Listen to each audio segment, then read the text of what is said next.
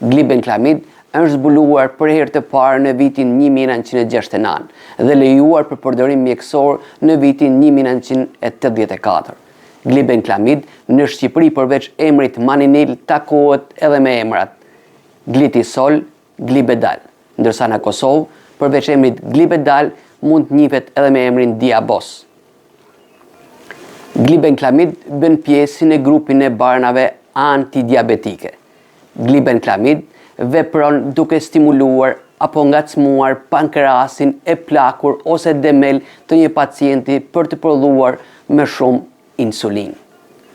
Glibenclamid përdoret në trajtimin e diabetit tip 2.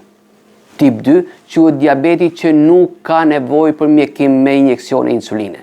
Kjo do të thotë pankreasi i këtyre pacientëve akoma prodhon insulin, por prodhon pak ose atë që prodhon jo në cilësinë e mëparshme dhe jo të efektshme si më parë.